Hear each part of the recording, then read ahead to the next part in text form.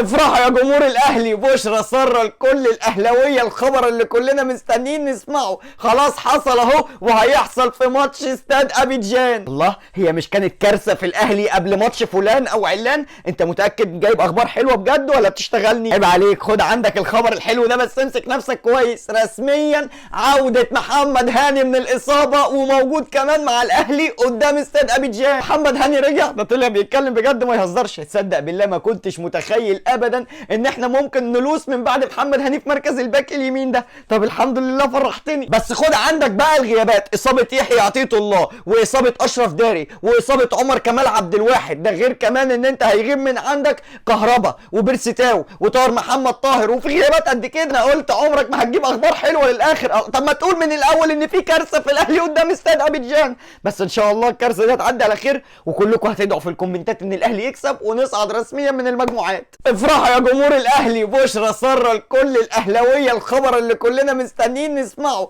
خلاص حصل اهو، وهيحصل في ماتش استاد ابيجان. الله، هي مش كانت كارثه في الاهلي قبل ماتش فلان او علان؟ انت متاكد جايب اخبار حلوه بجد ولا بتشتغلني؟ عيب عليك، خد عندك الخبر الحلو ده، بس امسك نفسك كويس. رسميا عوده محمد هاني من الاصابه، وموجود كمان مع الاهلي قدام استاد ابيجان. محمد هاني رجع، ده طلع بيتكلم بجد ما يهزرش. تصدق بالله ما كنتش متخيل ابدا ان احنا ممكن نلوس من بعد محمد هاني في مركز الباك اليمين ده. طب الحمد لله فرحتني. بس خد عندك بقى الغيابات، اصابه يحيى عطيه الله، واصابه اشرف داري، واصابه عمر كمال عبد الواحد. ده غير كمان ان انت هيغيب من عندك كهربا وبيرسيتاو وطاهر محمد طاهر، وفي غيابات قد كده. انا قلت عمرك ما هتجيب اخبار حلوه للاخر. طب ما تقول من الاول ان في كارثه في الاهلي قدام استاد ابيجان. بس ان شاء الله الكارثه دي هتعدي على خير، وكلكم هتدعوا في الكومنتات ان الاهلي يكسب ونصعد رسميا من المجموعات.